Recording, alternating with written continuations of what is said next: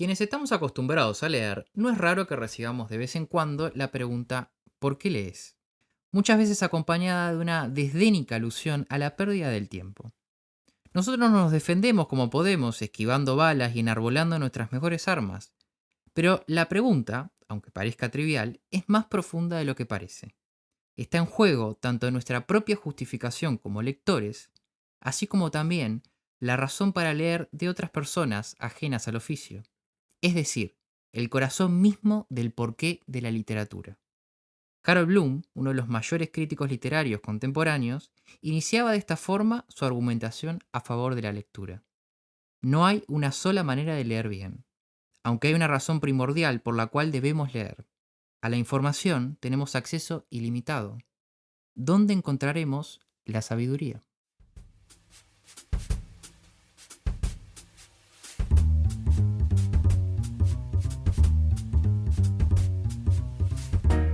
Bueno, bienvenidos a un nuevo episodio de Nefelium. Estamos aquí en otro capítulo más de esta tertulia nocturna.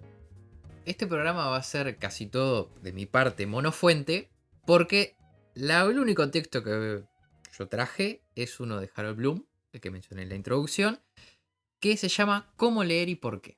Estas van a ser las dos preguntas que van a guiar este episodio.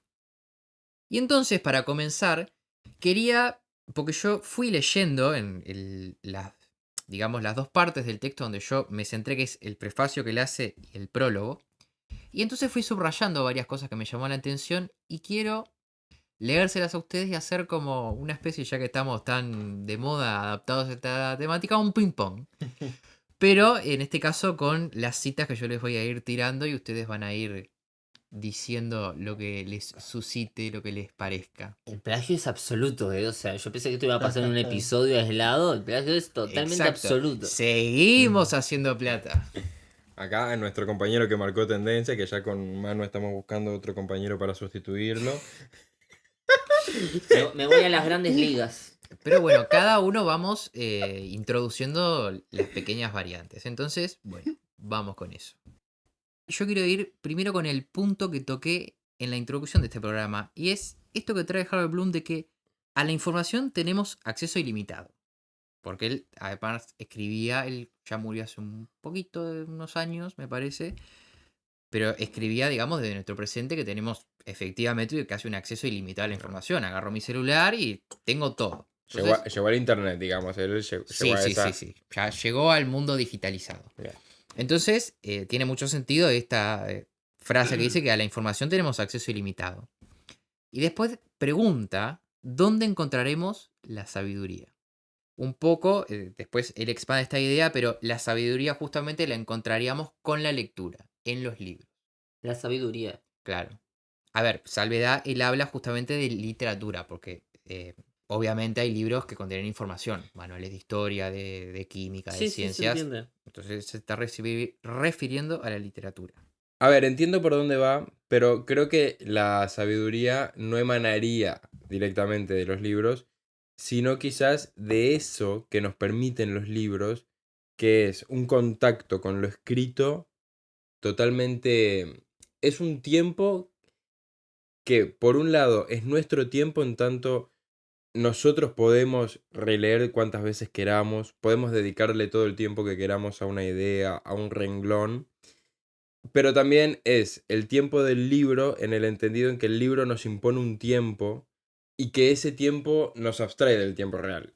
Y todo lo apurado que estamos o esa vida vertiginosa que vamos llevando se detiene y es cuando nosotros entramos en contacto con esa sabiduría que podemos conseguir mediante la lectura de un libro apaciguada, tranquila. Un poco, a ver si me siguen en el paralelismo, si me bancan, digamos, en esto, o dicen, no, está flasheando, como en el oráculo, digamos, la sabiduría no estaba en el oráculo, sino en la capacidad de la persona en interpretar lo que le decía el oráculo, digamos, porque el oráculo siempre era bastante intrincado en lo que decía. Entonces no es ahí donde está la sabiduría, sino en la capacidad de la persona. Bueno, el libro presta esas facilidades para la sabiduría al brindarnos este tiempo más relajado que acabo de decir.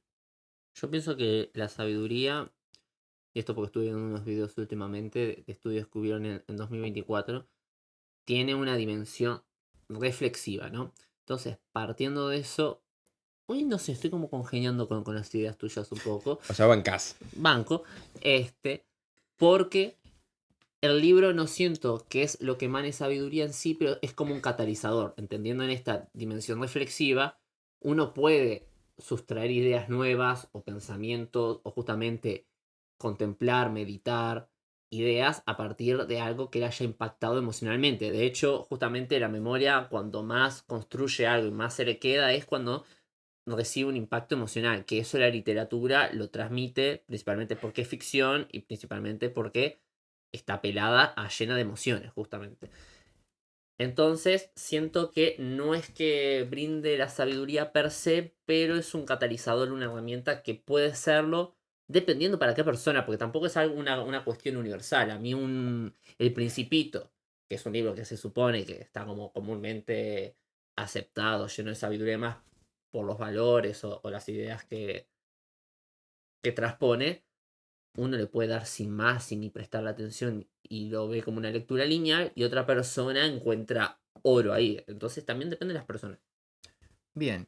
Quiero irme con esto que Joaco tocó un poco por arriba, que es el tiempo relacionado a la literatura. Porque otra de las cositas que toca ahí Bloom es esto que dice, uno puede leer meramente por pasar el rato o leer con manifiesta urgencia, pero, en definitiva, siempre leerá contrarreloj. ¿Qué opinan de esto? ¿Por qué contrarreloj? Es una sensación que yo la siento, pero la siento de este modo yo. No es que digo, tengo que leer y voy en el ómnibus y apúrate porque si te perdés la parada, si no, no. Creo que Bloom era un poco más poético. Sino mi contrarreloj, a ver si lo interpreto bien. No sé si a ustedes les pasa, ustedes me dirán, pero yo en casa tengo muchos libros sin leer y cuando voy a elegir uno, digamos, tengo que elegir ese libro para leer. Implica que queden varios libros todavía sin estar siendo leídos. Entonces, me pasa muchas veces que me cuesta elegir el nuevo libro para leer, pero porque lo estoy leyendo, leo un par de páginas y digo, pero no estoy leyendo aquel otro, que también estaría de más leerlo.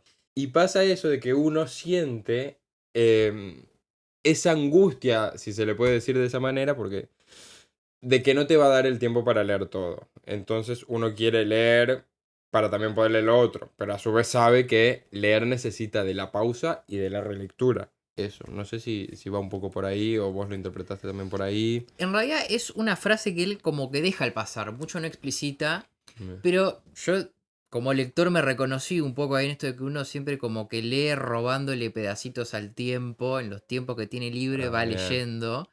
Un poco también como vos decías, entonces me parecía como interesante traerla. ¿Orset?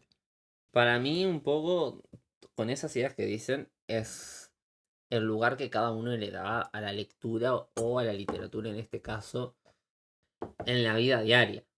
A mí, por ejemplo, me pasa de que cada vez que desayuno, yo intento desayunar leyendo algo. Pueden ser poemas, puede ser una novela o algo distinto. El punto es que ese tiempo está reservado para eso. Sí puedo llegar a tener la sensación muchas veces de que porque después o tengo que ir a trabajar o estudiar u otras cuestiones, me quedo como a veces la sensación de, me gustaría seguir leyendo y no puedo, tengo que pausar acá. Eso como que te deja un poquito como con la vara de expectativa allá arriba o con la dopamina cuando estás haciendo algo como adrenalínico si se quiere, pero es a nivel intelectual. Pero no lo consideraría como tal una falta de ir a contrarreloj, pese a que comparto un poco de que uno cuando es apasionado por la lectura llega un momento en que en algún momento de su vida piensa no voy a leer todo lo que quiero leer en la vida. Cuanto más te amigas con esa idea, creo que uno se relaciona de otra manera, porque es como que vuelve a respetar las pausas de tiempo, las tuyas de ritmos de vida y demás, lo que genera como otro acercamiento nuevo que antes se tenía, se pierde y se vuelve a recuperar. Bien. Sí, últimamente como que ha, digamos, proliferado mucho estas especies de, bueno, los 100 libros que tenés que leer antes de morir, o en tu vida es como las listas de lecturas por las que sí o sí hay que pasar. Y me recuerda la frase de Borges que decía en una entrevista, si un libro les aburre, déjenlo. y pasen al siguiente, básicamente. Y yo creo que sí, o sea, Guerra y Paz capaz que es una de las mejores novelas de la humanidad, pero si te aburre, cerralo y pasa al siguiente. Bueno, y cerrando, una más. La manera en que leemos hoy depende en parte de nuestra distancia interior o exterior de las universidades, donde la lectura apenas se enseña como placer. Yo estaba pensando que vamos a partir de la base que se puede enseñar a tener distintos acercamientos a distintas actividades, más allá de la lectura. Intento generalizar para que se entienda la idea. Pero lo que es un placer no se puede enseñar. O vos tenés un disfrute o no tenés un disfrute. Hay gente que va al gimnasio y no tiene disfrute, lo hace por distintas cuestiones. Puede tener motivos, puede tener voluntad, pero lo que es el placer es algo, una cosa más interna, si se quiere, que se despierta. Eh, y a cada uno le genera interacción distintas cosas. Hay gente que juega y le aburre jugar. Hay gente que lo estimula distintas cuestiones. Entonces, lo del placer, para empezar, nunca lo va a brindar una institución. Enseñar, si se quiere, tiene que haber como un acercamiento más íntimo. Y eso, teniendo la barrera institucional, jamás va a ocurrir. Eso por un lado. Y por el otro, sí, siguiendo esta idea que decía, sí puedo estar de acuerdo en que las universidades afectan en cómo vemos la actividad de la lectura. Eso sin duda. Pero creo que son dos cuestiones diferentes. Primero porque, por un lado, se impone de cierta manera por cómo se estudia. O sea, es como la escolarización, o sea, hace 150 años lo mismo, leyendo papeles, memorizando y siguiendo. Entonces, eso se traspola a los distintos ámbitos académicos. Y a su vez, también se impone en, bueno, si no lo hago, repercute en algo. Entonces, como causa-castigo, no como recompensa. O sea, la recompensa es el resultado de un examen o de otras cuestiones, pero no se piensa que la lectura per se es una recompensa. Sí se piensa que si no lo hago es un castigo, porque me va a pasar algo malo, si se quiere. Entonces, bueno, se puede llegar a pensar que castigo es lo contrario de placer, quizás, pero no me parece tampoco la palabra más adecuada para definirlo. Bien. ¿Paco? Sí, claro, porque ¿qué pasa con la universidad? La universidad que uno podría idealmente o de manera algo ingenua asociar con el conocimiento o el lugar de la lectura o donde uno se vuelca a la lectura, al conocimiento, sabemos que es un lugar muy mercantil en la actualidad. Como por algo, digamos, es más un lugar donde te venden diplomas que un lugar donde uno va a aprender. Entonces, también quizás por ahí va Más que eso. nada, posgrados. Sí. Yendo a lo que vamos. Capaz ahí un poco va también esa idea de Bloom de la distancia interior de la universidad. Que quizás uno va a la universidad, pero no está tan preocupado por ahí el diplomita, el diplomita, el diplomita. Y logra, aún estando dentro de ese sistema un tanto perverso, logra conectar con la lectura de una manera sana. Quiero poner un ejemplo nomás que me parece un poco ilustrativo de esa manera medio devoradora de leer que imprime la universidad. Bueno, dos ejemplos. Uno es de una lectura de Freire que hice para este episodio, una relectura en realidad. Mirá vos. Él habla de la importancia de leer y en un momento habla de esa asombrado de que en las facultades, en las universidades, te manden a leer, digamos, este libro, pero léete este capítulo y que incluso te digan, lee de la página 15 a la 37, por ejemplo. Le llama mucho la atención como ese recorte de la lectura. Dice, bueno, el libro está y hay que leerlo, interpelarlo y demás, ¿sí? Pero como esa sorpresa ante eso, como esa forma de leer más comercial, más es esto lo que necesitas consumir para luego alcanzar el objetivo. Bueno, también adaptada a ciertos tiempos. Sí, también, ¿no? Con esa idea de que tiene que ser ya, de solo lo útil, digamos. Si la página 38 me sirve para pasar el examen, no, iba hasta la 37, listo, pero corta mitad de párrafo la 37, hasta la 37. Bueno, y la otra es hoy en la... Yo debo decir que estoy bastante en contra de lo que dicen un tanto, ¿eh? Bueno, O sea, ¿Qué es lo que termino decimos? mi segunda anécdota y tú contás. dale. ¿Qué sucede? Hoy en la facultad, en un curso introductorio que tuve, un compañero sugería lo siguiente. ¿Qué sugería este compañero? Pero con muy buena intención, todo, digamos, todo muy bien. Pero para reflexionar. Decía, vos tenés 2 parciales para dar en el semestre. Necesitas sí o sí darlos para poder o exonerar el curso o irte a examen reglamentado. Si no, te vas a libre. Seguro. Decía, y después hay un tercer parcial que si en alguno de los 2 parciales te fue mal, en ese tercer parcial vos repetís el parcial en el que te fue mal. No tal cual, pero repetís los mismos temas todos. Ok. Y él decía, el consejo era, si ustedes van a perder un parcial, pierdan el segundo. Porque si pierden el primero y les va bien en el segundo, después en este tercer parcial comodín van a tener que estudiar de nuevo todo lo del primer parcial. Digo, una persona que está estudiando filosofía, pues Facultad de Humanidades, carrera de filosofía. Una persona que está estudiando filosofía, digo, y no quiere releer a los filósofos, digo, algo básico. Pero además, digamos, nadie se metió a estudiar filosofía porque era lo que le iba a dar salida laboral, seamos honestos. Entonces, vos estás ahí porque querés y te gusta leer filosofía. Pero ni siquiera querés releerlos con 3 meses o 2 meses de distancia, porque tenés que volver a leer algo que, no sé, ya te lo olvidaste. Entonces, ¿de qué manera se generó esa lectura para que sea un problema volver a leer lo que leíste hace 2 meses para un nuevo parcial? Interesante. ¿Me cedes la palabra? Cedo la palabra. Bien. Recapitulando la parte 1 de lo que hablabas, sí siento que hasta cierto punto puede ser un problema esto de leer por secciones o por partes. Pero llevándolo meramente al ámbito académico, uno no puede esperar, bajo el ámbito en el que se rige ahora, porque yo no estoy hablando de si es todo precioso, tenemos todo el tipo del mundo, bla, bla, bla, bla. No, yo estoy llevándolo a la practicidad de cómo vivimos hoy en día, ¿no? Un montón de libros, que muchos deben tener 200, 300, 400, 500 páginas, es inviable leerlos todos para todas las materias y encima de eso no hacer meramente una memorización de más o menos vaga de lo que dice, sino una comprensión profunda e interiorizar todo.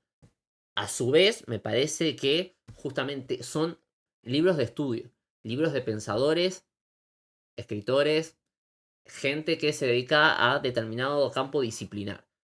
A lo que voy es que un libro entero a lo mejor no es relevante en ese momento de aprendizaje adquirir o saber absolutamente todo lo que dice y todas las ideas que conlleva. A veces meramente es necesario saber qué ideas, su explicación, su posterior desarrollo y por ahí dejarla. Y que después el estudiante, bueno, si le interesa o quiere seguir sabiendo, seguirá leyendo porque me parece natural. Esto de si en un párrafo se corta hasta donde tenés que leer, no creo que todos digan, bueno, acá termino, acá dejo. Hay mucha gente, me incluyo, que sigue un poco más o sigue bastante más. Porque es como, también te queda como, ¿cómo lo voy a cortar acá? No me queda concluso en un punto cualquiera. Y en segundo, lo que sugirió tu compañero es una cosa también pragmática de cómo es el aprendizaje. O sea, es más fácil a nivel de integración del saber que si te va mal en los segundos, repasar o volver a aprender las ideas de los segundos, que volver atrás en el tiempo y recuperar, porque ya lo leíste en cierta manera. O sea, no es como que vas a empezar de cero, pero sí que es como con otra. Con otro pesar, si se quiere.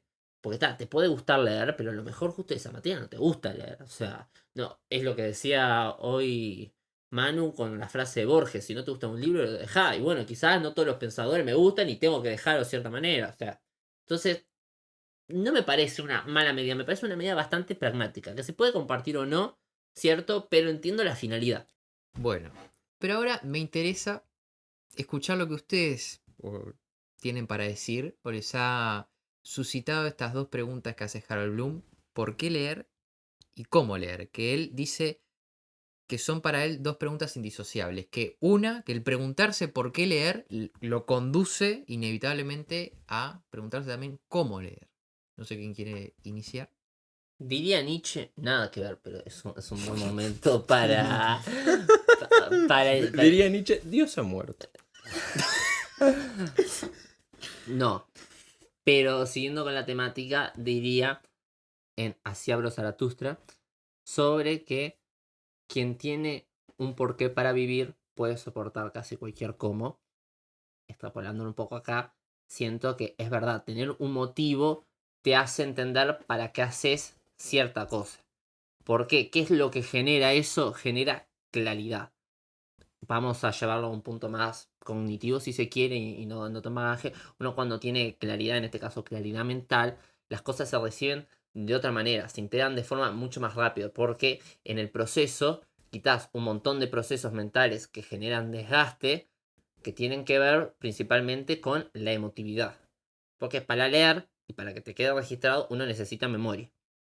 Y la memoria, o lo que nos queda, o lo que nos impacta, siempre está asociado a que la memoria es asociativa y es emocional. Sin esos dos puntos, cualquier cosa que leas en cierta medida carece de sentido, porque es lo que decía Juaco hace un largo rato sobre que es pasar páginas por pasar páginas, porque ni me llega, ni me entero, me entra por un oído y me sale por el otro. Entonces, siguiendo con este punto, creo que el saber por qué, como decía antes, es importante en ese sentido, con qué objetivo lo haces. Y como decía yo, no es necesario que el objetivo sea por placer. Puede ser por cualquier motivo, son válidos. Pero el problema está en si lo tengo o no lo tengo. Y el segundo problema es, en caso de no tenerlo, ¿cómo hago? Porque a lo mejor no quiero hacerlo y no me interesa. Y bueno, ahí cada quien seguirá.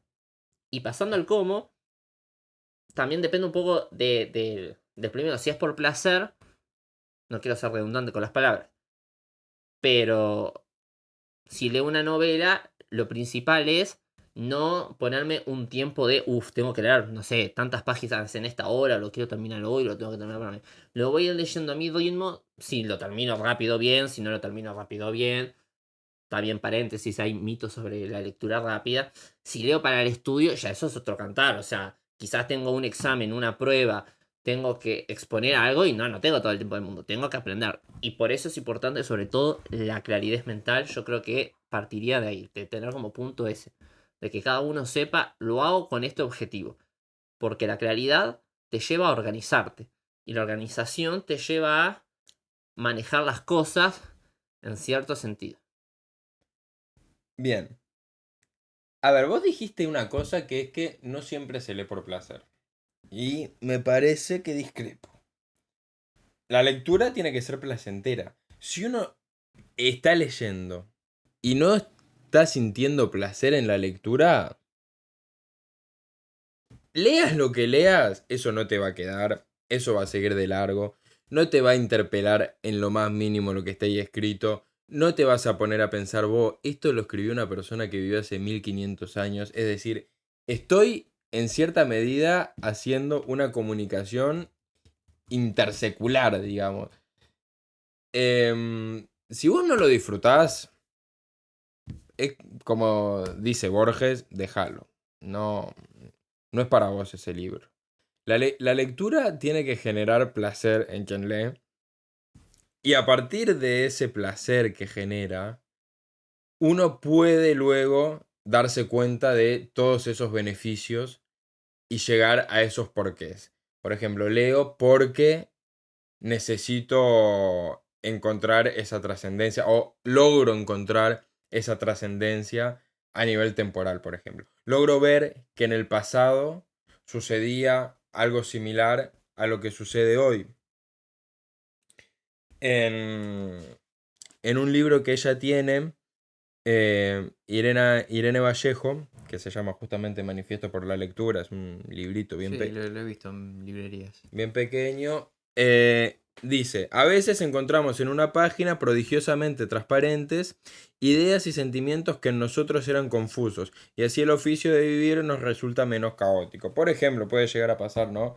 Que uno leyendo entonces logra alcanzar esa claridad mental. No sé si me explico. El proceso inverso. No es que a partir de la claridad mental uno logra una mejor lectura, sino que a partir de la lectura, siempre placentera, porque está en el encontrar el goce en la lectura, el poder luego acceder a las virtudes de ella, puede alcanzar esa claridad mental a través de ese diálogo con otros que incluso están muertos.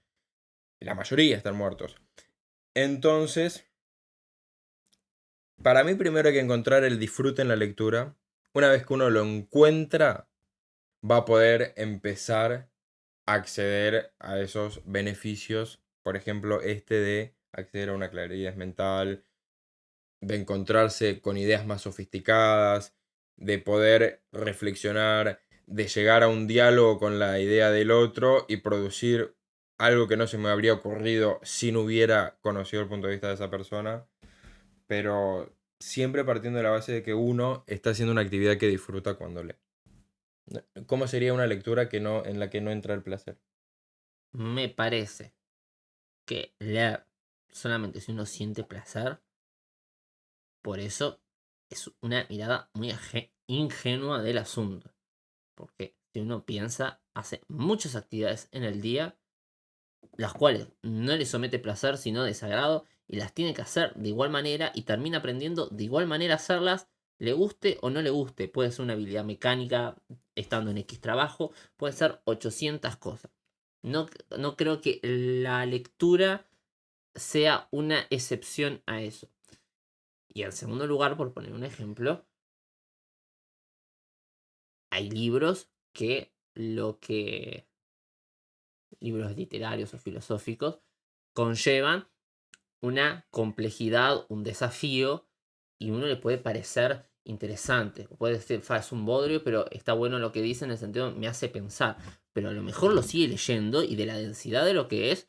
Y no, la verdad que no le copa, prefiere aprenderlo por un audiolibro, prefiere aprenderlo de otra forma porque es la idea. A veces no hay estos mecanismos y uno termina teniendo que ir y recurrir a la lectura en sí, al papel. O bueno, formato digital, pero se entiende la idea. Y no está sintiendo placer, pero tiene que hacerlo y al construir pensamiento crítico, pensamiento nuevo, le guste o no le guste, va a generar una integración de eso que aprende. O de eso que sabe nuevo. No creo que genere la integración, por eso mismo. Y creo que la búsqueda de ese tipo de lecturas, o por ejemplo recurrir al audiolibro y lo demás, tiene quizás un poco que ver con lo que decía Dolina en una entrevista en la televisión, que decía la gente no quiere leer, quiere haber leído.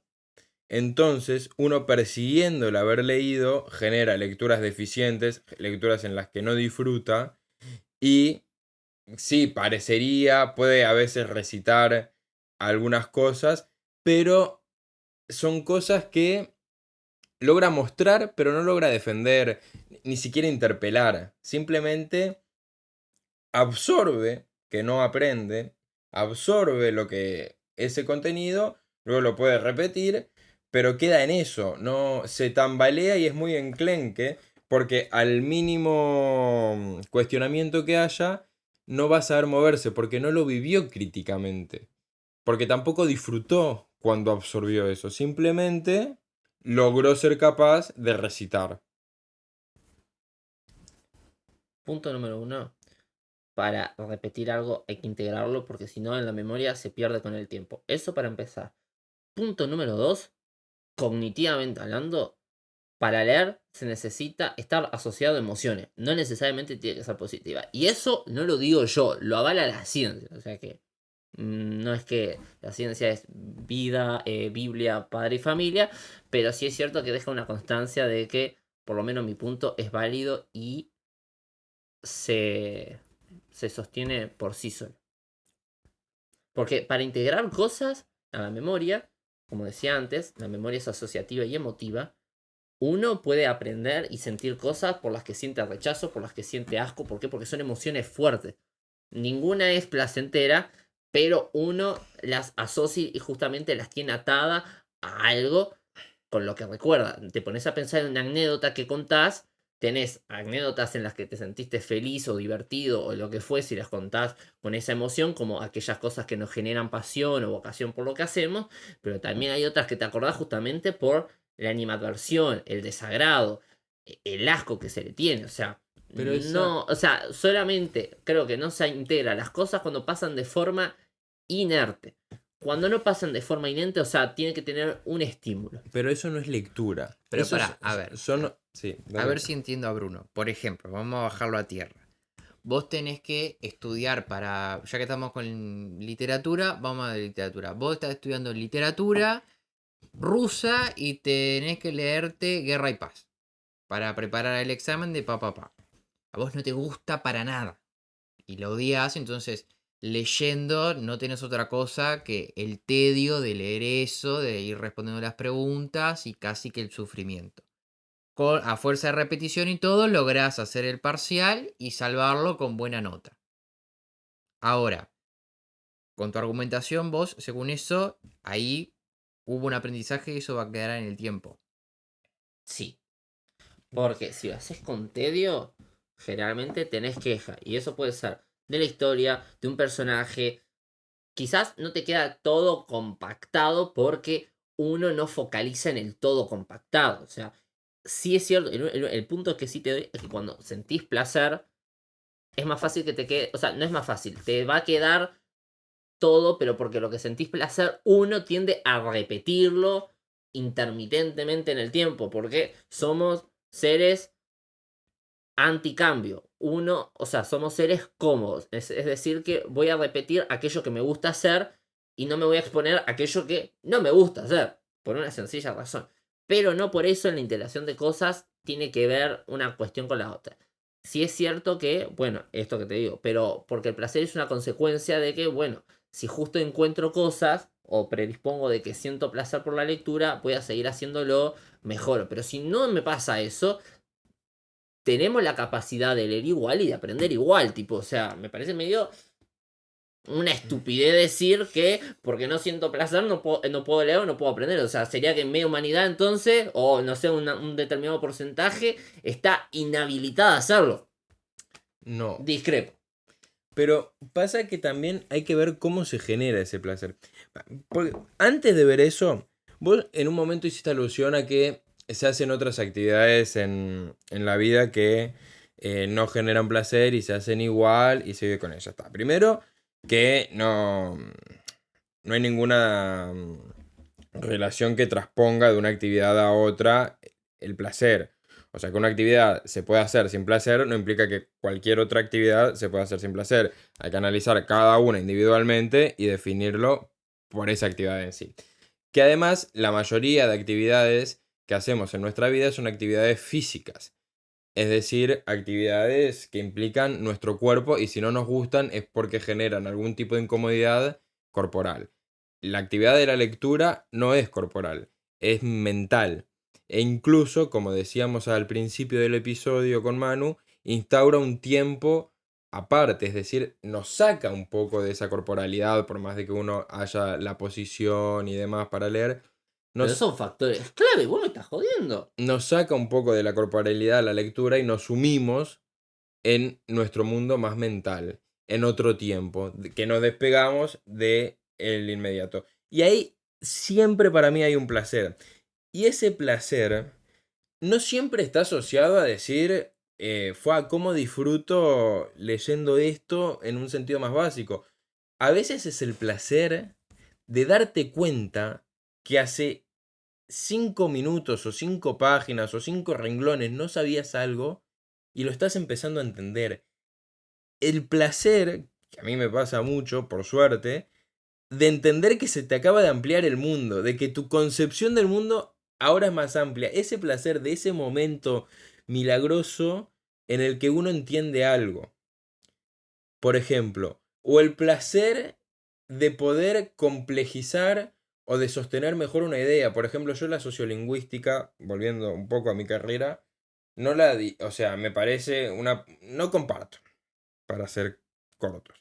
Sin embargo, yo la he leído y con placer me he hallado rebatiendo cada uno de sus argumentos, porque también me sirve para conectar con lo que yo afirmo y poder discutir con ese autor sociolingüista me permite a mí generar ese placer del diálogo con otro que además está muerto, y de la reflexión sobre mis ideas. Entonces, el placer para mí tiene que estar presente de alguna forma u otra.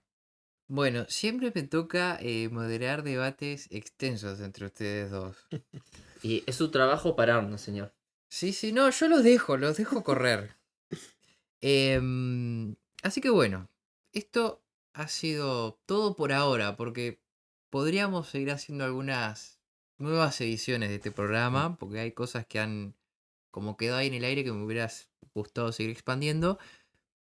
Quisiera cerrar con lo que le sigue a la primera cita que yo hice de Harold Bloom, para como terminar de cerrar y quizás también abrir otras líneas más para los oyentes, Que también tienen la caja de comentarios ahí abierta. para continuar esta discusión.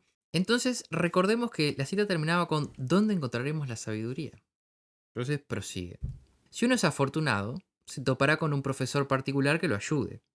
Pero al cabo está solo y debe seguir adelante sin más mediaciones. Leer bien es uno de los mayores placeres que puede proporcionar la soledad, porque al menos, en mi experiencia, es el placer más curativo. Lo devuelve a uno la otredad, sea la de uno mismo, la de los amigos o la de quienes pueden llegar a serlo. La lectura imaginativa es encuentro con lo otro y por eso alivia la soledad. Leemos no solo porque nos es imposible conocer bastante gente, sino porque la amistad es vulnerable y puede menguar o desaparecer, vencida por el espacio, el tiempo, la comprensión imperfecta y todas las aflicciones de la vida familiar y pasional. Esto ha sido todo, damas y caballeros. Los esperamos en una nueva edición de Nefelium.